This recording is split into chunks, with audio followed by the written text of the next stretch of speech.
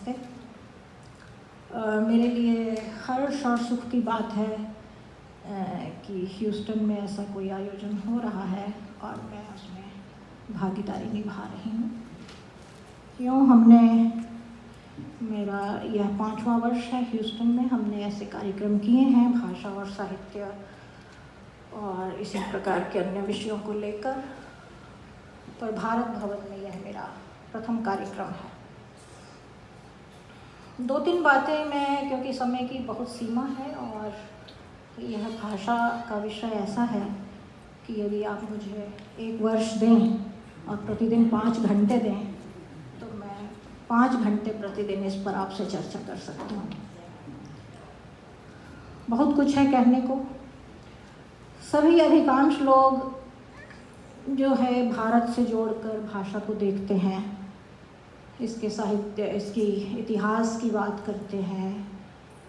बहुत स्पष्ट हो जानी चाहिए 2-3 चीज़ें प्रारंभ में ही कि हिंदी भारत की राष्ट्रभाषा नहीं है।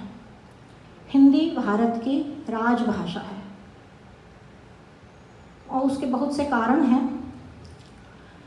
क्योंकि जब महर्षि दयानंद सरस्वती ने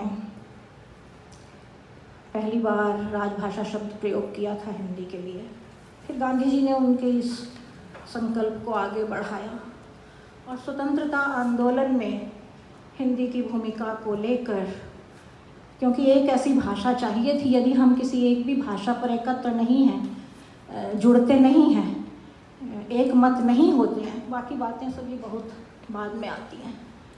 क्योंकि पहला संवाद करना है, एक से दूसरे व्यक्ति को जुड़ना है और आप एक भाषा में बात ही नहीं कर सकते तो परस्पर संवाद की सारी संभावनाएं समाप्त हो जाती हैं। तो भारत को भारत से जोड़ने के लिए एक ऐसी साझी भाषा चाहिए थी जो इस दायित्व को पूरी तरह निभा सके। और 5 उसके लिए, जिसे आप कहते हैं कसौटियाँ, निकष बनाए गए। मैं उन सब की चर्चा नहीं करूँगी, मैं इतिहास में नहीं जाना चाहती हूँ। 5 निकष बनाए गए कि इन 5 निकषों पर भारत की कौन सी भाषा सही उतरती है। और केवल एक हिंदी ऐसी भाषा थी जो इन 5 निकषों पर सही उतरती थी। इसलिए हिंदी को स्वतंत्रता आंदोलन में हिंदी की भूमिका उस रूप में तय हुई। और मैं उन कम से कम 50 लोगों से मिल चुकी हूँ जिन्होंने उस आंदोलन में इस भाषा में काम करने के लिए अपना सर्वस्व खोया। उनमें से मेरा परिवार एक है, मैंने भी अपनी माँ खोई। बहुत कुछ है आज हिंदी जहाँ है। बड़े दुख की बात है कि आप देखते हैं अमेरिका में आप रहते हैं, मेरे पतिदेव प्रिंसटन यूनिवर्सिटी के हैं, यूनिवर्सिटियाँ बनती हैं 100-100 साल, 2-2 साल या नासा है, उनकी गुणवत्ता को वैसे ही बरकरार रखा जाता है। हम समझौते नहीं करते कि अपने इस रिश्तेदार को ले आए, ऐसे कर ले, सिफारिश लगा लें। कुछ गुणवत्ता उनकी सबसे पहली कसौटी होती है। भवन या बाकी चीज़ें सब 2 दर्जे हैं, नंबर 2 पर आती हैं। लेकिन भारत में हम कुछ भी चीज़, एक पूरी पीढ़ी, 2-2 पीढ़ियाँ जिसे उस स्थान पर स्थापित करने के लिए खप गई, उसे हम 20 साल में लाकर नीचे पटक देते हैं। भारत सरकार ने पहली बार भारत में अंतर्राष्ट्रीय हिंदी विश्वविद्यालय स्थापित हुआ वर्धा में। अभी कुल 20 साल भी नहीं, 18 साल भी नहीं हुए उसे, और पूरा राजनीति का अड्डा बन गया वो। यही स्थिति मैंने वर्धा विश्वविद्यालय के कारण नहीं, मैंने हिंदी के लिए कहा। हिंदी को बनाने के लिए हमारी 2 पीढ़ियाँ, 3 पीढ़ियाँ खपी हैं और हमने हिंदी को भाषा से बोली बना दिया है। भाषा से बोली, जब भाषा मेरी समाज भाषा विज्ञान की पृष्ठभूमि है, तो भाषा से, बोली से भाषा बनने के लिए 6-8 नियम होते हैं कि इस ऐसा हो, ऐसा हो, ऐसा हो, तब कोई बोली भाषा बनती है। हम बोलचाल में हिंदी भी हमारी भाषा है, उर्दू भी हमारी भाषा है, अवधी भाषा, हम बोलचाल में भाषा बोल देते हैं। लेकिन जिस उच्चरित ध्वनियों के माध्यम से हम संवाद करते हैं, बोलते हैं। हर ध्वनि उच्चरित भाषा रूप भाषा नहीं होते हैं। लेकिन हमने अपनी भाषा को, हिंदी को, हम बहुत खुश होकर कहते हैं अरे अमेरिका में हमने ये कर दिया, यहाँ ये पढ़ाया जाता है, वहाँ ये होता है। हमने सारी धरती से, हमें शर्मिंदा होना चाहिए, हमने धरती से हिंदी को ख़त्म करने में कोई कसर नहीं छोड़ी। ना मैं मजाक करने के लिए, ना मैं चुटकुले सुनाऊंगी, क्योंकि मैं बहुत खुश नहीं होती हूँ। ये हिंदी दिवस ऐसा, ये कोई श्राद्ध नहीं है, श्राद्ध में ही पड़ता है, लोग श्राद्ध की तरह से मनाते। ये एक बहुत वैसा दिन है जिसमें बैठकर हमें भाषा का नहीं, समाज का नहीं, अपना अवलोकन करना चाहिए कि हम क्या कर रहे हैं। हम हिंदी क्या चुटकुले सुनाने की भाषा रह गई है? हिंदी क्या घर में अपने बच्चों को थोड़ा सा ये सब करने। कल मैं हिंदी दिवस पर एक कार्यक्रम देख रही थी भारत के एक समाचार केंद्र पर, और उसमें वो प्रयोग कर रहा था, उनका डॉगी आया, उनका डॉगी। मुझे समझ नहीं लग रहा था कि ये डॉगी कहाँ से आ जाता है हिंदी में। आप सीधे सीधे कुत्ता क्यों नहीं बोल सकते? खैर वो बहुत लंबी, उसमें नहीं जाऊँगी। मैं आज ये कह रही हूँ, ये कहने के लिए यहाँ आपके सामने आई हूँ, यदि आप घर में थोड़ा सा बोलते हैं या आपके बच्चे थोड़ी हिंदी समझ लेते हैं या टीवी देखकर, आप यह मत समझिए कि आप हिंदी भाषा को जीवित रखे हुए हैं या मैं जीवित रखी हूँ।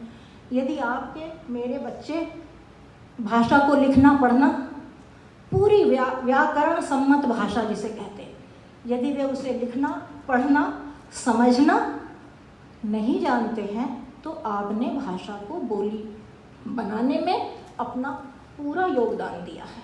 आप उसमें से जिम्मेदारी आपकी पूरी बनती है। बहुत कम परिवार होंगे, मेरे भी बच्चे विदेश में रहे हैं और मुझे गर्व है कि वे तीनों हिंदी में लिखते, पढ़ते, बोलते हैं।